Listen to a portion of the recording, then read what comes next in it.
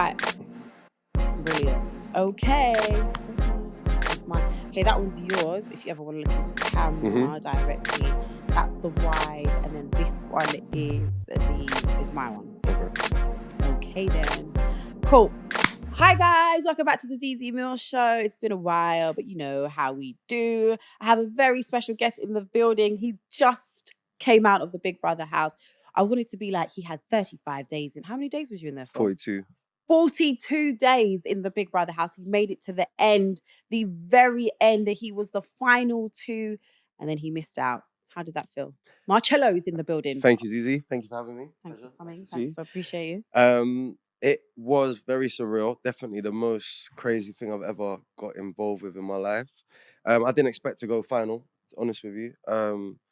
I went in there just hoping I didn't go out first week because I thought... I feel like that's everyone. Anyone that goes to those programs, that was my thing as well. I was like, as long as I'm not the first person out, I'm very happy. Yeah. So talk to me actually, because I've always wondered, do you apply for it? I applied for it, yeah. So then what made you think like I'm going to apply for it? So the short story is I used to go live on TikTok a lot. Okay. And everyone on TikTok one day was like, you should do Love Island, you should do Big Brother. And I said, you know what, I wouldn't do Love Island. I'd like to do Big Brother though. And one of the girls that listened to me said, you know, the auditions are open now. So I said, as soon as I come off the live, I'm going to apply. And I did. I'm surprised you didn't do Love Island because you got all the bars and stuff. Wouldn't that have been the perfect place to flex the Marcello charm? Too much kissing on screen, and really? It's just a bit cringe for me. You don't like lip sync? I love lip sync, but on screen, the sounds. I love lip sync. Yes. It's a bit too much. Like what puts me off is when the girl has to kiss like 10 guys and you're at the end and you got to kiss. All the saliva's been in everyone's too much. mouth. Yes, too much of that. But Big Brother was me perfect. For me, I've been on a bit of a journey just to like find out who I am, shake off some like old ways of being and find out who I really am. And it just made sense to go on Big Brother and just put that all to the test. So I did. It's funny. I went on TikTok the night that I applied, and Big Brother came on my live.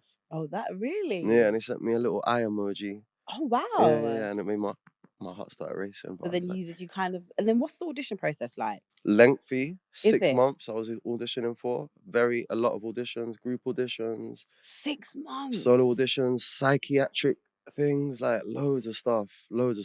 That's intense. Yeah, it was really intense. I was meant to go for my best friend's wedding in Cyprus. I was there and they just called me randomly. They're like, you're going to be on in a week. And I was like, let's go. Yeah. That's crazy. Yeah. So wait, in the 6 months, so was there anybody, because if I'm correct, I do remember like the first night, some people did recognize each other. Did you recognize anyone? No, I had no one. You didn't have anyone in those, okay. Tom, Emma knew each other from the auditions. Wow. Lily and Sarah were in the same auditions. They took a dislike to each other as well in the auditions. We saw that literally. And yeah, I was on my own. There was a few people in my auditions where I was like, these are really cool people, and I was surprised not to see them there. But really, yeah, that's so interesting because obviously, like the celeb one's a little bit different. They usually approach, and then you just kind of don't know who you're going to be in the house with until they got leaked like a couple days before. So there's no auditioning for you? No. Well, you have a call. You like they say, oh, wait, are you interested? And you have like a conversation. I had like one Zoom call with them. And then it was pretty much like maybe about a couple of weeks after that Zoom, then they were like, oh yeah, we would like her to do it. And what made you want to do it? I think my one was, I've grown up watching Big Brother. I genuinely love Big Brother. I've watched all of them. I've watched them all. Yeah, so it was like, that's crazy to be on Big Brother. And then it was, I think I also was interested in people seeing a different side to me. All the people that who knew me. And also I was totally aware that was going to be so many people that were never going to be aware of who I was because it's such a huge stage to be on. Yeah. Like, so I was fully aware that a lot of people wouldn't know who I was. But the people that were aware of me, I was like, I would love you to see me in a different light. Like, I'm not always uptight. I'm quite laid back. I'm quite emotional. So that was like one of the main reasons. And like I said, it's Big Brother. Do you feel like you got that across when you were on there? Did you come out feeling satisfied? Yeah, I do. I think I did. Like, I think even the people when I went in there that weren't aware of me and were a bit apprehensive of me in the beginning, it was kind of nice to see that kind of turned on its head as well. But that was, it was one of the It was such a good experience. Like I had a really good time doing it. Mm. Like it's very surreal though, isn't it? I Being loved it, in the yeah. house. It's beautiful, surreal, Yeah. crazy. And I don't think people understand that. Only the people that are in the house with you, or unless someone else has experience, understand like how intense it is. Yeah. And I could kind of see that towards the end, like, you know, towards the end when you was maybe getting a little bit more short with people and people were like, I saw it as, oh yeah, they're getting to that point now where it's just getting intense and you've been in the house for 4 weeks and it's a lot. It does become a lot. Yeah, I mean, there's two things there. One, it does get intense. I think the other thing is that you do get comfortable with each other. Like I have the few people in there that genuinely you can fight and make up in the next 10 minutes after, and it's fine to do that. Also, that's life. It's life, and I love that because it does get tense in there, and there is a feeling of like, for me anyway, I don't know about you, but I felt like there was a lot of treading on eggshells in there. And me, when I'm with my friends, we talk about everything with passion, with, you know, what someone might look at as aggression in there, for instance. If we're passionate about a subject, and in there it's just everyone's so tiptoey. After a few weeks, you're like, I just want to let loose. I just want to talk about stuff without devil eyes coming at me, or do you know what I'm saying? So you do get a bit frustrated sometimes, and it did come across. It's not funny that you picked up. It's true that you picked it up. I was feeling that way towards the end. Because also I think in the beginning, because you said something about being yourself, I think in the beginning, how did you feel about all the misogynistic stuff and you know, because some of the I think, what did you say, do you regret anything? You said, you know, like the bending over the couch and all that kind of stuff. Yeah. When I was watching, I was like, oh god, like why would you say that? Why? Listen, I am someone who does speak without thinking sometimes, and I do say that knowing that I've worked on myself enough to know that, you know, I don't mean to offend anyone when I speak like that. It is for banter's sake. And in there, you know, you do get close quickly, and you do have like a lot of good connections with people, and sometimes the lines are blurred. Me and Baked Potato Rosie, we used to have that. We could talk about. She's an erotic writer, for instance. Right. Okay. So we would have playful banter here and there. Now, the way I came in is how I am. I guess on the outside, I'm far from misogynistic. I love everyone, not just women. I love everyone. And I have had a lot of great relationships with women that affect the way I view the world, and I do love them. I'm a writer at the end of the day. Are you ladies' man? I would say I wouldn't. Yeah.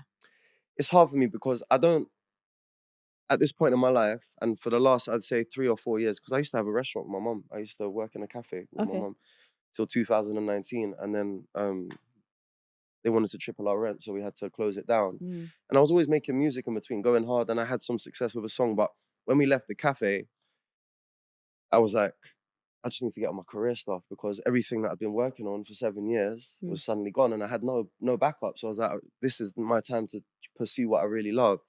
So since then, I've made a lot of sacrifices.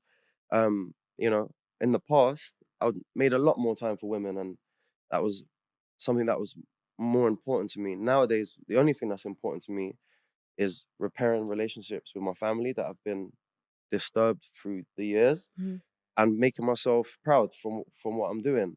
So for me at this point, if I'm going to speak transparently with you, which I always want to do, I don't want a relationship. I came from an all-boys school. My first impression of women was a situation where you go outside of the school, you see girls, you fancy them, you link up with girls. It was very one-dimensional in how I viewed women, because it's all I knew. Right. I became aware of that early on, and I wanted to build on that and you know, grow as a person so I can enjoy relationships with women, not just on that level. I went to university. I live with girls, 2nd year, 3rd year, and I had just friends. I came out there. I've got like 2 really, I call them my best friends, 2 females. My relationship with women is pure respect, pure love. Like I always say, I love speaking to women because, and take out the sexual side, it's for me, women seem more intrigued by what I'm doing, more happy when I've got good news. I find my conversations with women can be broader. I can speak about my emotions. Right. I can speak about my views. And with some guys I know, of course, there's things I talk about with guys that maybe I can't speak about with women, but it's more limited, I find, when I speak to my guys. When I speak to women, I love my conversations, and I love the fact that I'm not desperate to do anything with a girl. I prefer our relationship. If I was to meet a girl, let's be friends for 3 months before anything happens. That's what I love. And that's where I've come to, because I've gone full circle. I've been down that route, Tinder, swiping till my thumbs are sore. I've done that. And now my perspective is different, and I'm happy for that, you know. How old are you? 34.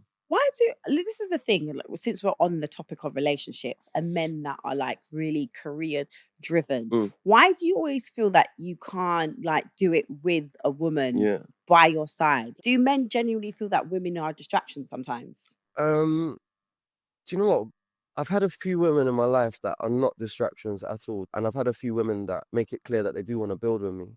I think as a man, you do have a bit of an insecurity, for me personally, building when, you know, you do want to spoil your girl or take her on holiday at the drop of a hat and do all that stuff.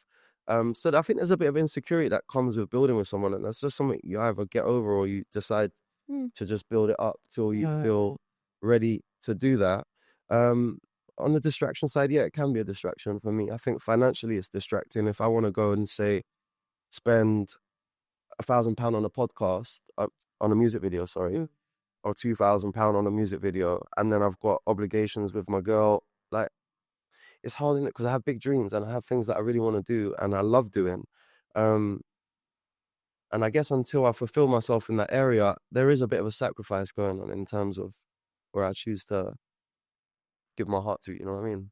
Yeah. Dating at the moment is like an absolute mess. Yeah, everyone's gone mad. Personally, I like think young it's all... people, I feel sorry for the young people. I see a lot of people don't want to have kids, No. don't want to get married, and it surprises me in one sense, but it doesn't on the other side. Yeah, I think the way like you said, it doesn't surprise me because I think a lot of, especially young people, especially young women, I think they've seen a lot of their sisters, their mums be committed to men that maybe in the end they should never have been committed to because they wasn't treating them right or they didn't get anything out of it. So I think that's why everyone's on a every Solo man trip. for themselves type of thing. So when you went on, when did you realize that, when did it sink in, like, oh my god, this is actually happening? Because for me, I think it was when I was sitting in the car, like when I was sitting in the car waiting for my name to be called out, that's when I was like, oh my fucking gosh, I'm actually doing this is insane. When did it click for you? Was it like a couple days? Was it like as soon as you went through those doors, or when you got the call, like you said, when was you like, oh my god, this is actually Good happening? question. I mean, I've been in that situation, made me realize I've got an issue with processing. So I find it very hard to process how I feel at a time. Okay. I really process on reflection. I think, I don't know, it's so weird, Zeze, because when I walked in there, it was the weirdest feeling I ever felt. Yeah, I know, I can imagine. I know, yeah, It was so, because the crowd, in the car, I'm not going to lie, I was feeling confident. I was feeling myself. I was like, I'm ready. And they're like, you nervous? I was like, not at all. I'm actually good. Oh, okay, you was good. And then I stepped out and to the crowd, I was shaking, trying to do the love heart thing. Right. And then stupidly, man, I was on the phone to producers a couple of days before, and they were like, when you enter, you know, we know you like to rap. If you want to do a rap, you should do a rap. And I was like, yeah, I'll do a rap. I'll do a rap. Oh yeah, you did, didn't Yeah, you? so I wrote this little rap. It was only 4 bars, but I think because of the pressure, it wasn't locking into my head. And I was like, why have I made this so much harder than it needed to be? Right. So I was in the car, just the taxi driver was talking, my chaperone's talking. I'm just like, shut up, man, I need to remember this rap. So I came out shaking, and then I saw them two, and they were like giants to me at the time. And I saw him in the crowd, my brother with my best friend as well. And that kind of settled you. No, it didn't. Oh, it didn't. It made me more nervous, I think. And then I was like, yeah, I'm gonna do my rap. And then luckily I got it out. The last line, I messed it up a little bit, but no one could tell. Yeah. And I just remember I was in the lift, and then the lift was going down, and I realized the crowd's still there. And I turned around last minute by the time that my head was gone. And then I was just, and I walked out into those 15 people because I was 14 people. I was second to last to walk in. So it's quite a big. Yeah. And I was in, but it was just like, I've never, that feeling there. I want a psychologist to tell me what that feeling was, because I don't know what it was like. I was in a game. It was like he was about to go into the Matrix. Yeah, it was really weird. The lights and the people, and can we talk about how bright those lights are in the house? So bright. So bright, And they aren't don't they? see the lights that are like hidden because they're all coming from the roof, aren't they? And what about when you sleep in? The room is never dark, is it? No, it's I not. always say to people, you could read a book in that room. Yeah, Like, if you wanted to get a book out and read, it's pretty possible to do it. Like, it's never pitch dark. And I think they do that on purpose because obviously then it adds to the feeling of, you know, that intenseness all the time. Who was since you've left, who have you spoken to? I've spoken to Hannah a lot, she's Khaled lovely. a lot. Hannah, everyone I say from the names on it, I love to bits. Like, without them, honestly, I don't know how I would have survived that experience. Right, yeah. So Hannah, Shegan, Khaled, Tom, Sarah. I've spoken a bit to Martha as well. I've spoken to Lily a little bit as well. No Ali? Ryan. I followed Ali. I followed Ali on Insta. I didn't get no follow back. So. Oh, that's a bit peak. But maybe she didn't see might it. have missed it. Yeah, You know, because obviously she's probably getting loads of following. So maybe we'll give her the benefit of the doubt. Yeah. No, me and Ali, we kind of knew that we were both nice people, and in that environment, we just weren't gelling. There was just something being misconceived about the way we were conducting ourselves, or just the energy wasn't right. I think Ali, you know, I don't know if you saw, but when Ali entered the house, she was like, she couldn't function. We could see she was a bit. So she was really on edge. Yeah. And she definitely came out her shell more. I definitely came in there not on edge. Like, I was so. I went there to be myself. I went there to just be like no holds barred. It was like that, to be honest. I was gonna treat that room, that house, how I am with my best friends, and that's how I wanted to go in. What was the most challenging thing for you being like in that environment? On like a superficial level, the cold showers were really hard for me. I don't fare well with cold showers. You guys had the cold showers, didn't you? Food sometimes got really hard because they'd give you like porridge and nuts for like 3 days. You was like chef in there, weren't you? Yeah, I love cooking. I was cooking every day. I know, that's what they said. That was one of the things when anyone that came out, they'd be like, yeah, Marcello would cook, and he was very like hands-on. And even actually one time Will made a joke about it on Late in Live, because there was this whole like conversation about you on Twitter being misogynistic and all this thing, and Will was like, well, obviously it's not toxic masculinity if he's cooking and cleaning all the time, is it? Because cooking and cleaning all the time, but that's in my nature. I'm like that anyway, and it's also past the time like that. But on a deeper level, the hard part for me is feeling like people aren't bringing 100% to the table, and thus there's a feeling of like you're treading on eggshells in there. Right. And then when you just want to have a deep convo or just chat, and then some people are like, no comment. I don't want to talk about that. That's literally what people say. No comment. Or I don't want to talk about that. Hey, we'll talk about it when we come out. That can be really frustrating for me, because I did bring 100% of myself to the character. To be honest, Zeze, I've got nothing to be ashamed of. I might say things which people misconstrue as rude or whatever, but I know my heart. I've got love for everyone. My literal life mission is to show love and be as good as I can be for this world. So I can be cheeky sometimes, but I know that I'm the person picking up the pieces when you need me. So I went in there with confidence because I know that about myself. What I didn't realize is that, you know, my first couple of weeks, Big Brother did clip a lot of the Love Island type of style thing, you know, me coming in, observing what I was seeing, and making that the gist of the character that I was being presented as, where I was having deep conversations from the time I was in, you know, getting to know people, asking them questions about themselves. I'll tell you one thing, what I found really hard is when you're getting to know someone, and you ask questions and they just answer and they don't answer you back. I find that really frustrating. Right, okay. And I found that a lot with 2 people. Oh, wait, go on then. Who are they? Dean and Ali. I found that hard. Yeah. Oh, okay. Yeah. I found that really hard. I always felt like there was holding back, or just not really making an effort to get to know me. Do you think it's because maybe they just didn't gel with you? They didn't like you? Maybe, yeah. I think I got a few comments while I was in that a lot of people judged me when they first met me on how I looked and thought I was going to be this way, that way. And the people that got to know me are the people I made good friends with. Right, yeah. And I feel like if you don't take a step out and get to know me a little bit, it's easy to make a misjudgment on my behalf. So, you know, I always ask that because I'm a curious person. I like finding out about people, and I like talking to people and getting to know them. So if you don't get to know me, I can see how this runaway train can get lost, and you can view me as one-sided, just love women.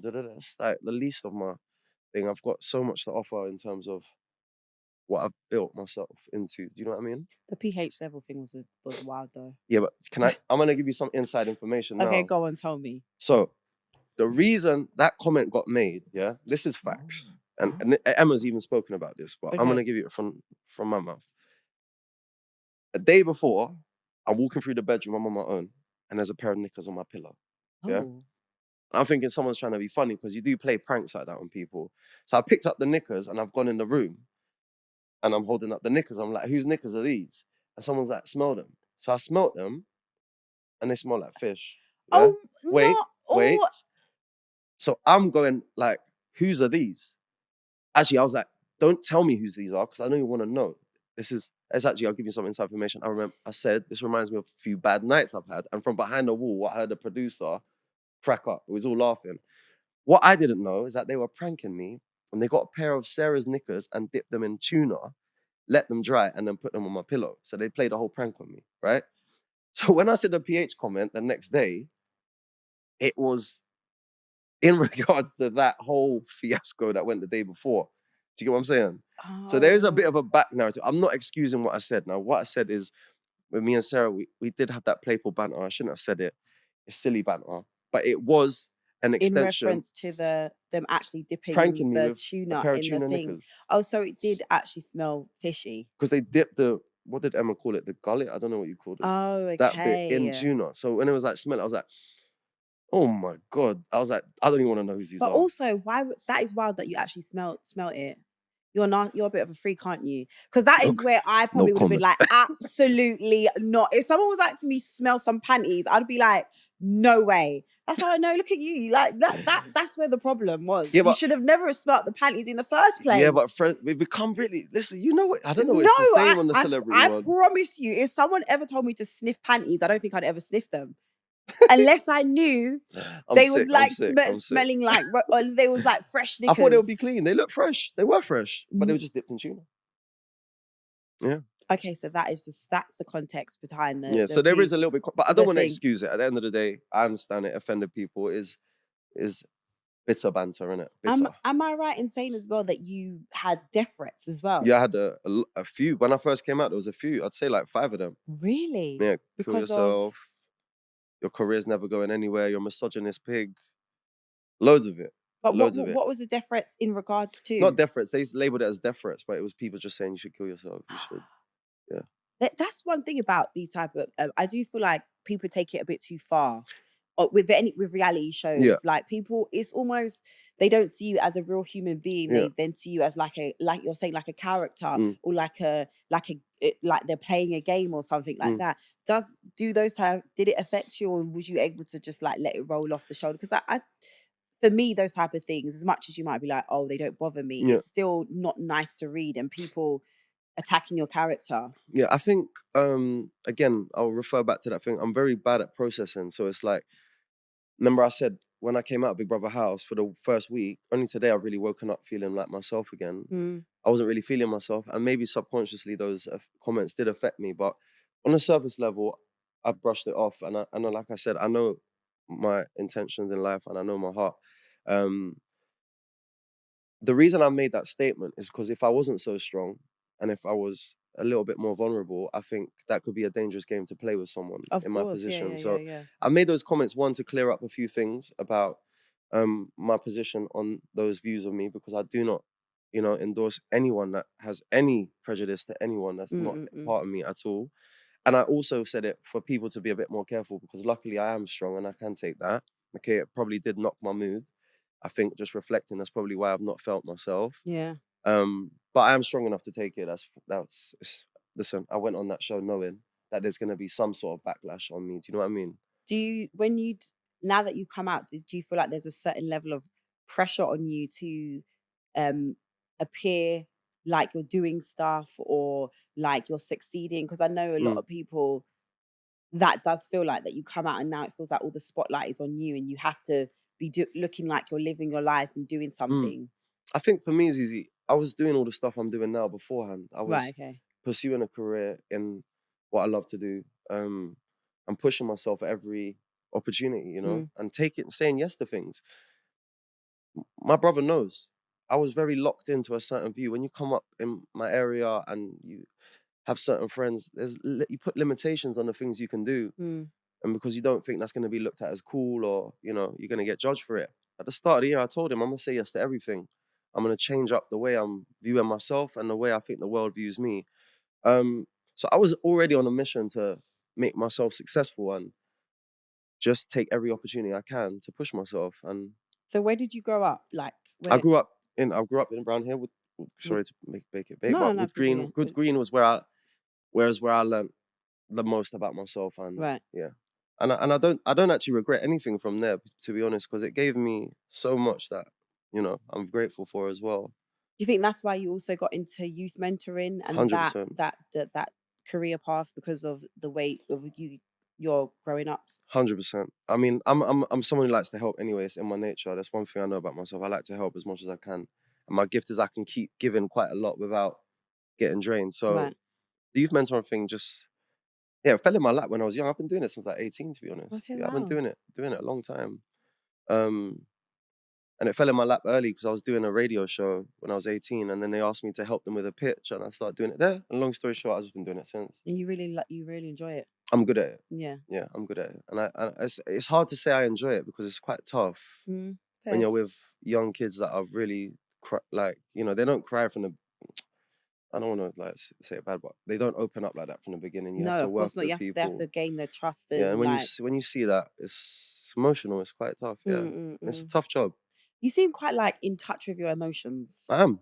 I'm a writer. I'm someone who likes to be honest about everything. You know, I think you ask me a question, I'll answer it, and sometimes that comes with a little bit of bravado or banter. But at the end of the day, I work hard to just clean up all the loose ends. I never want to be like, do you know what I mean? Just like hyper masculine, or that's why when people say I'm toxic masculine, I'm like, I think that's also though what was quite interesting, because when you first came in, that was probably the image because of the things that you were saying, and that ticks the boxes of hyper masculine, all those kind of things. But as time went on, you could see a bit more of a vulnerable side to you, and that you like cared, and you would go out of your way to make sure people was okay. And then also when anyone would come out of the house, they would always speak so highly of you. And then that's when I think the public kind of like, oh, that's interesting, because we're seeing this, but everyone in the house is saying one thing about him. So that kind of sparked a bit of curiosity. And maybe people then took a step back of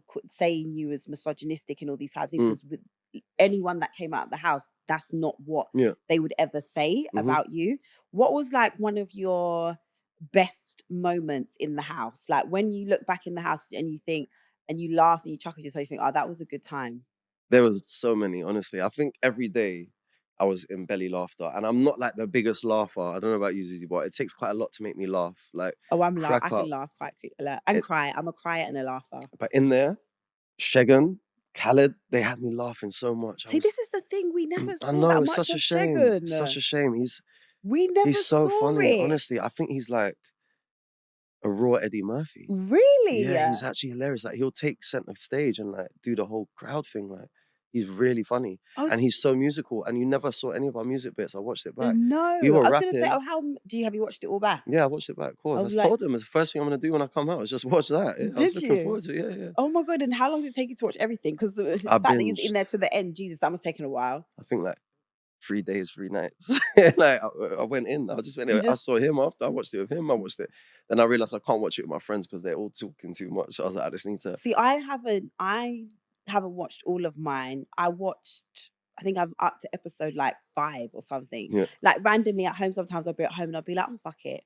And my friend David, who I used to do my pod with, he's just like, he was like, have you ever watched it before? And I was like, no. And then one time he's like, oh my God, if you ever just want to like know how great you are, or just have like, you just want to get off to yourself, watch that. And I was like, first of all, David, that was so fucking weird. That's what he said. But he was just David. Like, he was like, nah, he was like, honestly, you'll love it. And then randomly the other day I watched my mum on the Late in Live because she did the Mother's Day thing. So I watched her on that. But I don't know. I just think, I think with me, I didn't want to see anything that tainted my experience in there, if that makes sense. Like where maybe I thought people liked me and they didn't like me.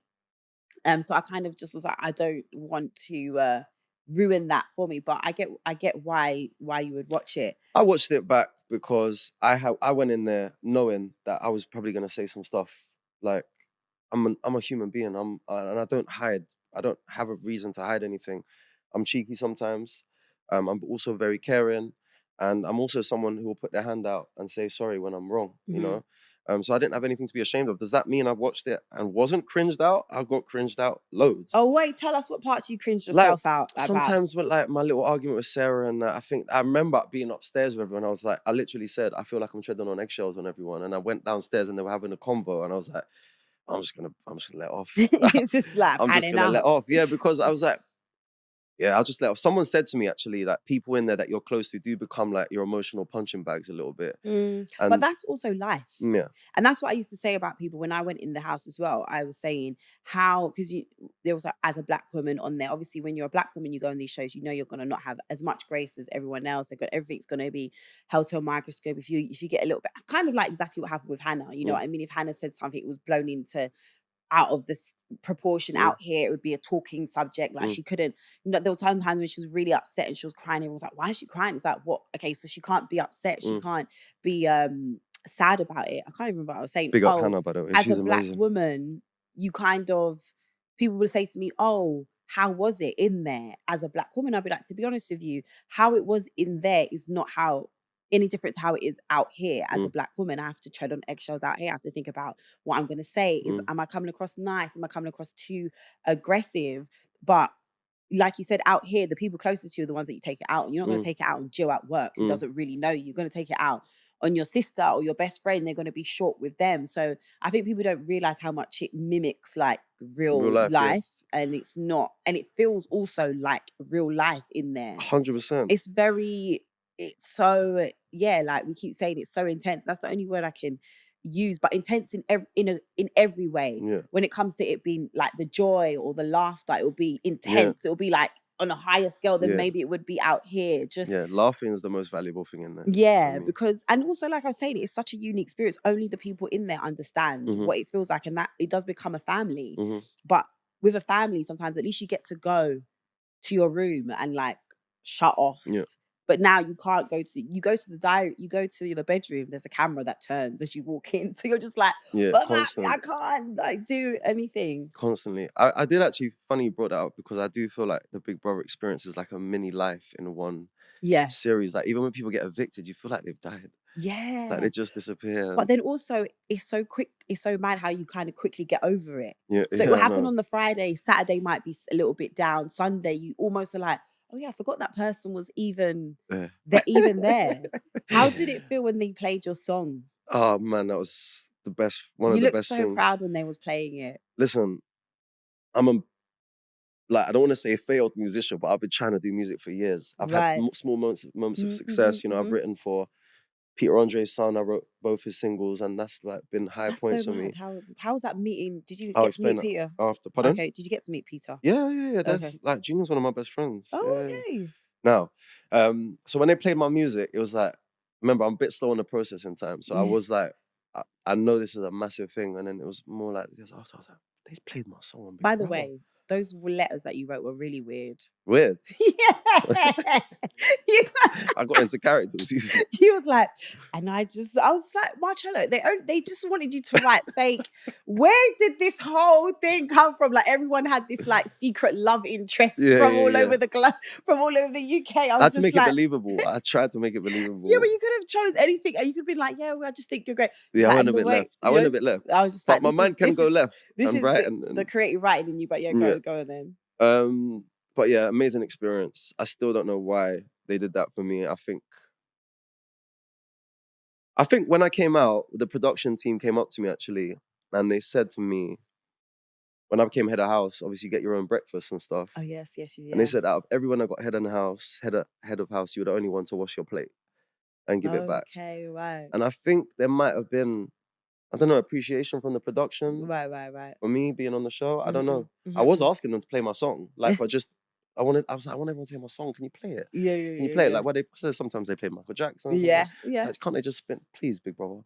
And then one day I came in and they brought me in for a secret task, and he was like, yeah, if you complete this task, we're gonna play your song True Colours. And he was like, in the hatch, there's a contract. And I was like, he's like, you didn't read the contract, Marchello. I was like, just play the song. But yeah, I it's was got gassed. 2 million streams. It had a hefty number before. It had just 1,900,000. It's picked up like, Wow. yeah. But even to have like 1 million streams, Yeah, it went off on its own, random. That's what I mean. I've had a few moments of success on this independent journey. I'm very grateful for them.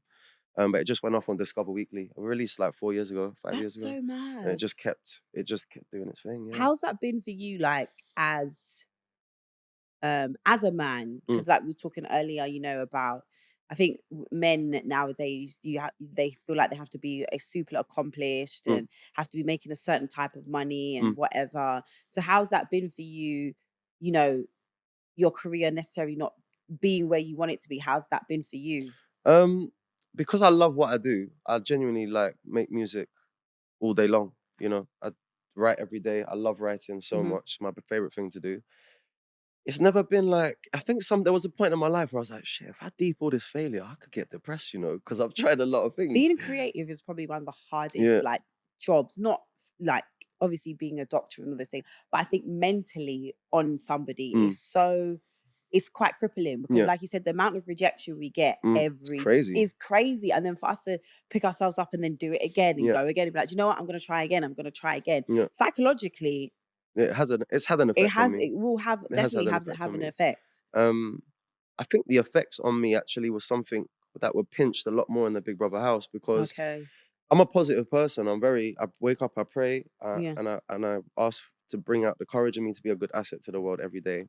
But when it comes to my career, I'm inwardly quite pessimistic about what's going to happen. And I need to change that. And being in Big Brother, you know, for me remember I started in storage, so I was in storage, but it was very reflective of how I think about how my career is going to go. Like, it's always going to be like a pessimistic view. And like, it got pinched, this feeling, because as positive as I am for the people around me, for myself to have a good day and be a happy person, I still have this negative view of where I'm going to end up. And it really showed in Big Brother because my first 4 or 5 weeks were in the Big Brother gutter, let's just say, because I was at the bottom of every challenge. I never had a power position. You know, the people that would be scientists, I'd be a lab rat.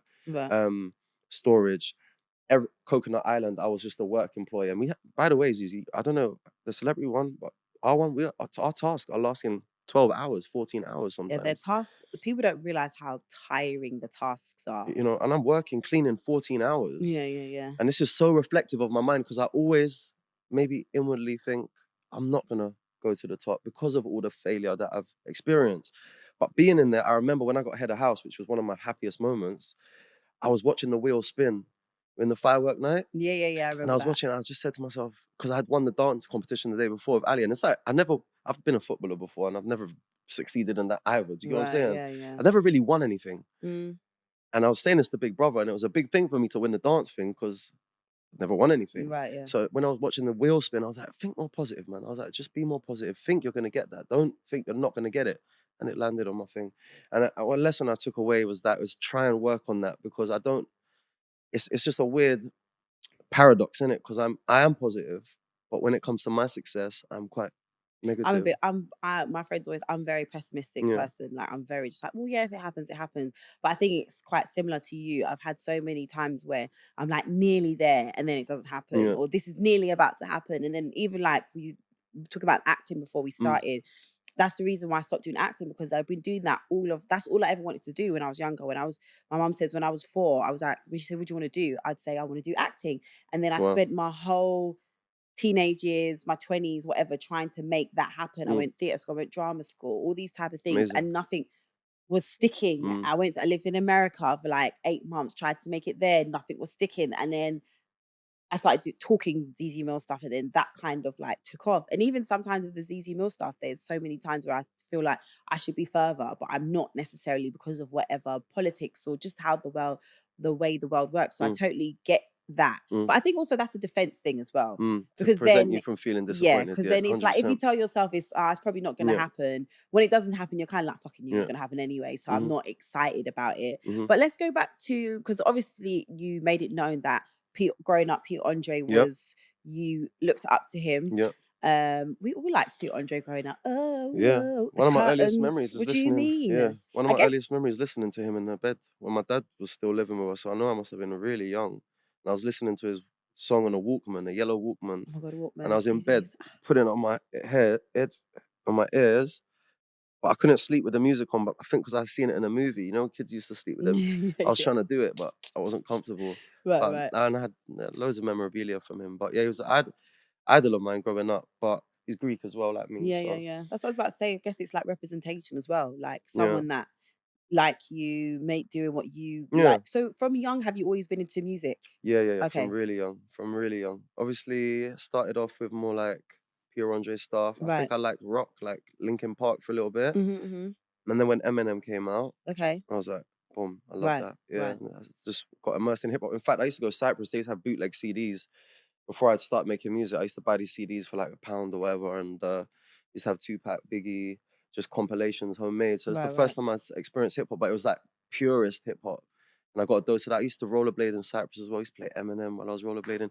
So I got immersed in hip hop quite early, without consciously knowing what it was, even, you know. By the time I picked up grime, I think I must have had an affinity with writing and music because I picked it up quite quick. Nice.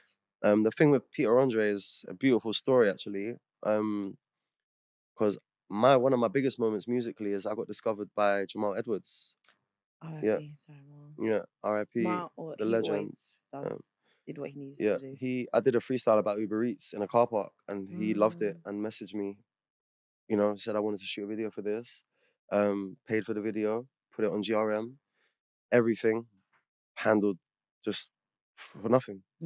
Just came into my life and shone his light on me. And he took me to a studio to re-record the song, a label. I went off to France for a couple months to do this acting thing. And while I was in France, I got a call from the label. They said, I know this is really weird, but I've got Peter Andre and his son here. They love your music. How do you feel about writing for them? That's so weird. Weird. And I went in there, and there was loads of people writing at the time. And I got Junior's lead single, Slide. I wrote that. Wow. Actually wrote that in my bedroom. And yeah, I just continued doing that. That must be such a weird feeling that you're like, this person I looked up to, and now I'm in the studio with him and his son. I was starstruck, to be honest, yeah. Of course you would be like, and I think this generation is so weird. Like we like to downplay, like being starstruck or being in awe of someone. It's almost, they make it not cool. Like if you meet your person, you're like, oh my God, I miss myself. I like it, man. It's like, oh my God, can I not be excited about seeing the people that I've grown up like? Everyone wants to be so calm and cool and collected. Well. I agree with you on that. That must have been a precious moment for you as well, and to kind of validate you knowing that you're good at what you do. Yeah, the fact that it became his lead single as well. Yeah, and did really well. Yeah, it did. Really well. Yeah. There's a lot of moments in my life that I look back, a handful of them that I'm like, how, why? But thank you so much. So it was one of those ones. I remember I was walking to the studio and I actually walked past them in the car and I was like, I couldn't say hello. I was so shy, you know. But I like that you said that. I think that, you know, I think it's important to, I always see it as like respect, to be honest. I would hate to like play a nonchalant attitude around someone who's worked really hard to build themselves up. Like I was in studio actually, and weirdly Central C and Dave was in the room. Right. And I was like to my guys that run the studio, I was like, please let me take a picture. Like, no, you can't do that. You can't do that. Like, please. No, you can't. You're not allowed to do things anymore. I asked to take a picture, please. I'm gassed. Like, you know, and there is that air of like decorum, I guess. But when I do see someone that I respect, like, you know, I want to show it flowers, a little bit. It's just respect. So you mentioned France just a minute ago. So what you did in France? Random. A producer that I know, she's a friend of mine, Ella, she called me up and she said, Marcello, I'm going to change your life. And I said, why? She said, I want you to come act for me and be the lead role in my French movie. So I flew to France for nearly 3 months. I was there acting.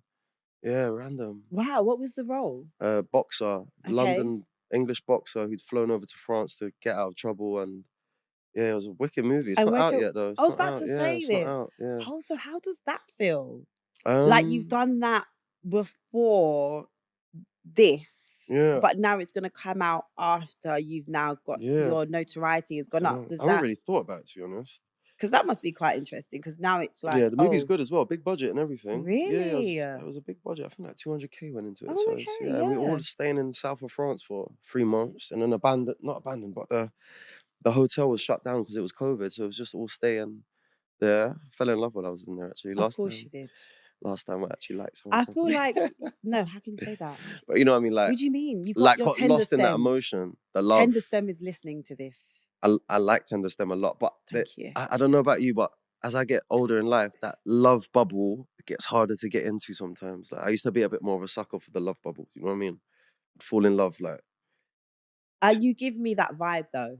I don't know how to You say give that. me but that say it. vibe of like you can easily fall in love, but it's not actual love. It's just like Yeah, your maybe like a lust. infatuation. Yeah, a bit of an infatuation. You giving me probably. infatuation, guy. Yeah. Like first 3 months, you'll be like, oh yeah, Z, you're so amazing. And then like 3 months after, you'll be like, yeah, I'm busy at the studio. Be like, okay then. Nah, but that's why I am also a bit cautious with that. I know that about myself, and I am more take my time, see how I feel.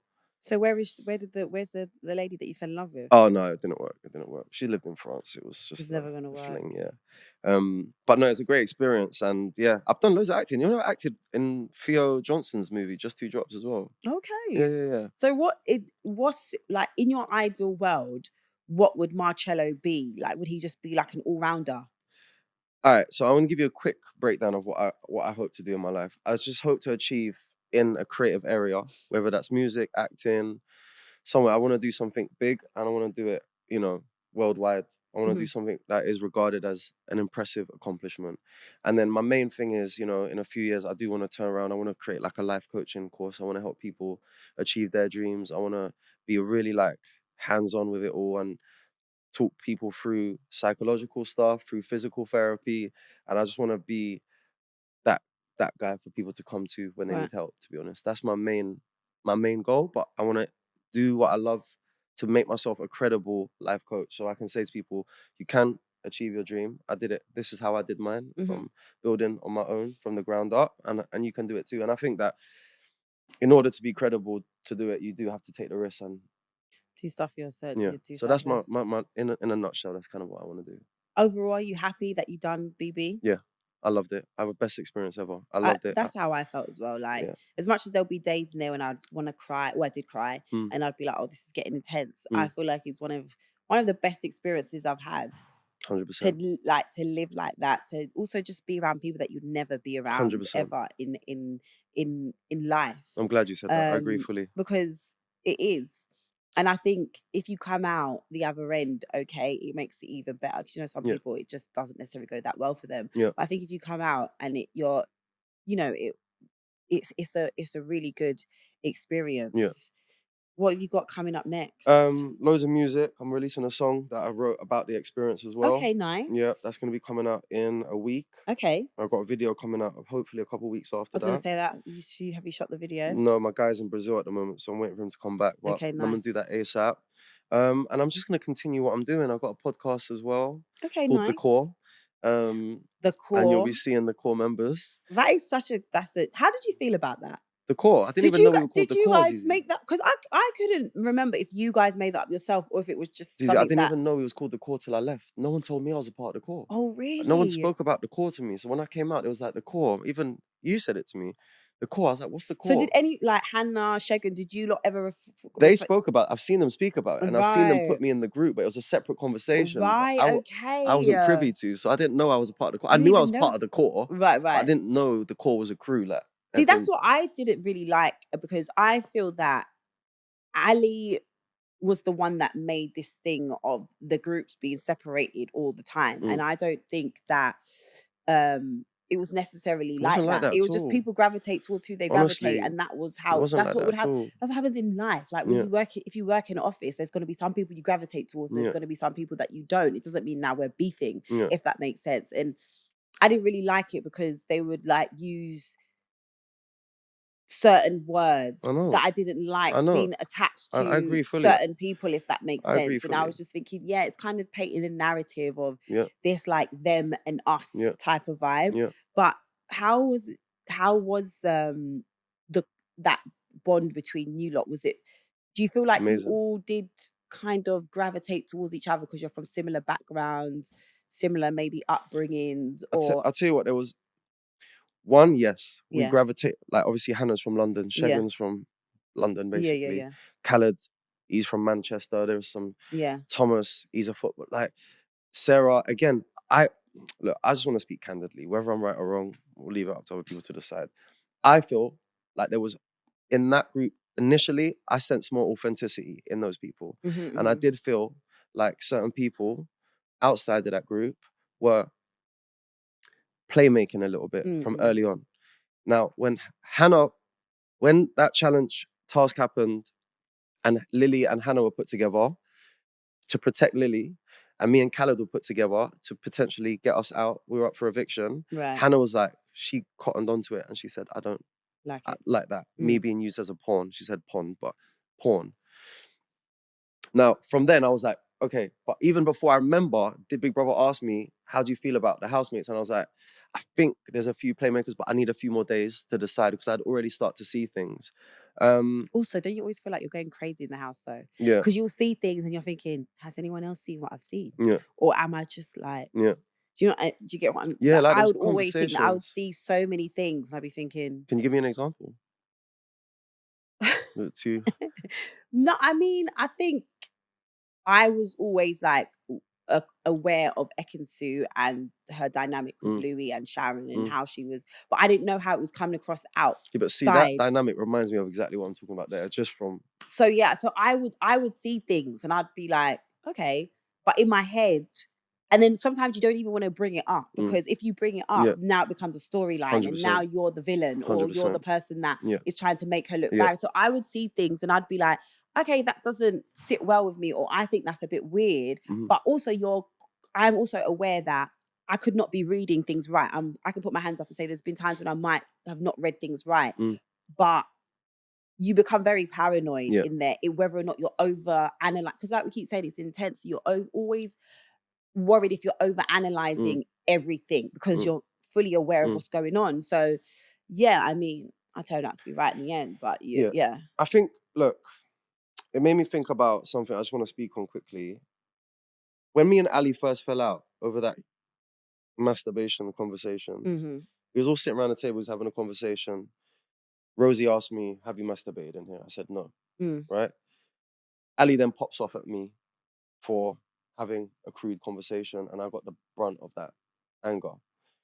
Now, the reason it upset me is because when her and Khaled had fallen out, because she called Khaled fake and they were going back at each other, they don't show this on Big Brother.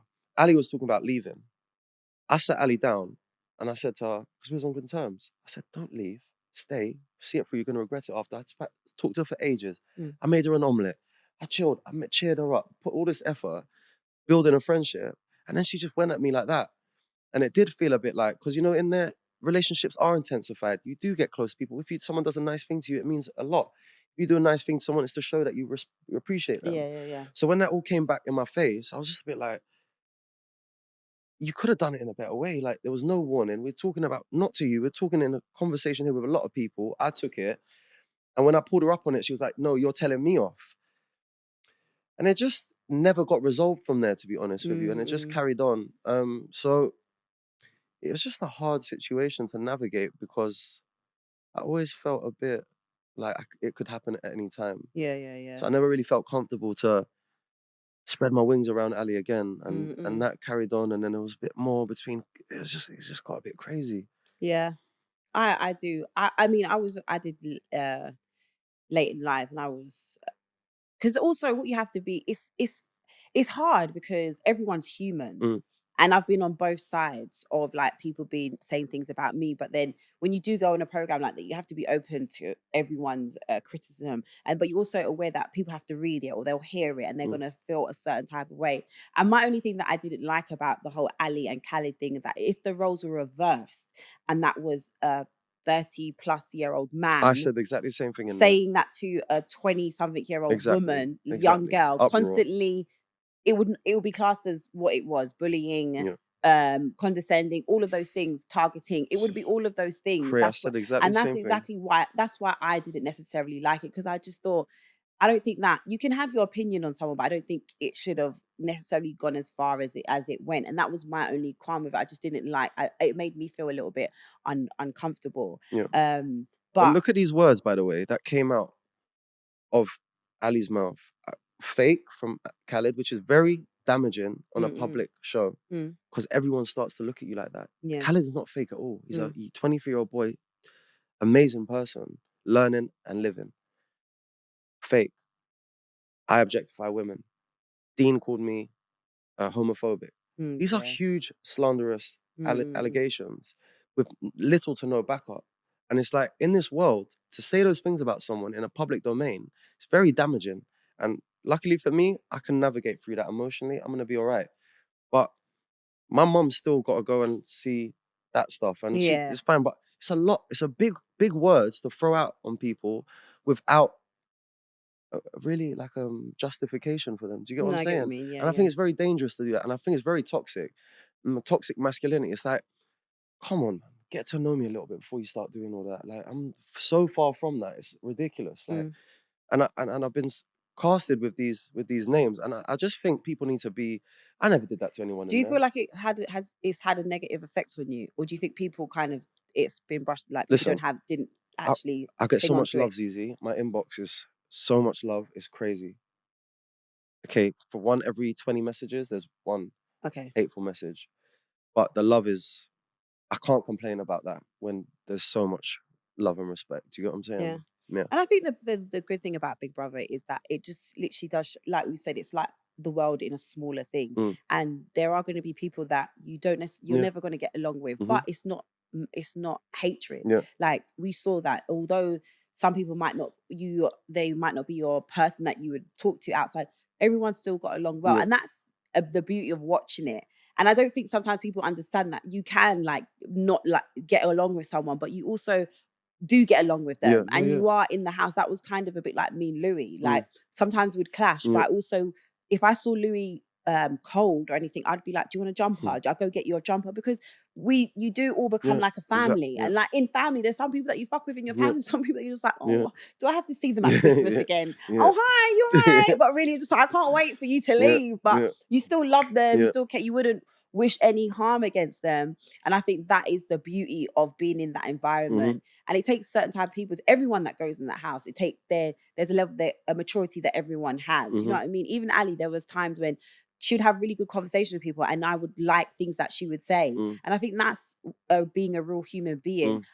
I'm not just going to disagree with you because I don't take you as a person. Like I said, there'll be things that she would say. Like, I thought that conversation she had with Hannah that time on the bed about, I don't know, or you have seen it, about the pressures of men and women and all that kind of stuff. I thought that was a really beautiful conversation that she had. I actually walked in on that. And I left I remember. Yeah, and it was a really nice conversation. So yeah, I think it's that's why I always say it's like if not one of the best social experiment when it comes to reality TV. I don't think there's anything like it. I think it's very special. And the way they almost like leave you to it as well. I don't think people realize how much you're left to it. You see no one. There's nothing. No one. There's nothing. You just hear BB's voice and that's it. Like on the other shows, obviously they will see the producers. Someone will like whatever. Even when it comes to the tasks, like you don't see no one. Like literally, this is Big Brother. That is it. If you got to collect something, like it's in the hatch. You don't even see a little hand putting it through. It's just like you try to open it. If they're not letting you in, like you can't.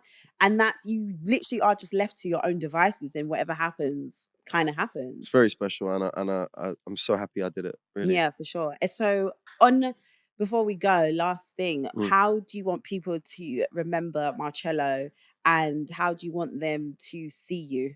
That's a nice question. For me, listen, I'm a human being. I make mistakes. I'll always be the first person to try and make them better. I want people to know that I'm honest. I speak my mind. I got everyone's interest at my heart. I would never put myself over anyone else. I look after people. That is in my nature. And I'm here to have a good time. And I'm here to leave my mark creatively through music, through whatever medium that is, to have great conversations with people like you. And just generally enjoy my life and keep building, keep growing, and keep learning forever. And also, if you didn't know, Marcello is actually, and he draws as well. He just gave me this really dope T-shirt with different people. I picked the Amy Winehouse one, and the drawing is so skilled. You're just actually like, you just probably a creative, aren't you? I'm a creative, yeah. Just that's my therapy. Yeah, it's my therapy, yeah. I can see. Yeah. Well, thank you so much. Thank you so much. I've enjoyed the amazing. conversation. Thank you. Pleasure. And you know what to do, guys. Like, subscribe, share, and tell us what you think. Big love. Thank you, Zeze. Hey. Job done. Thank you. That was a cute conversation. That was fun.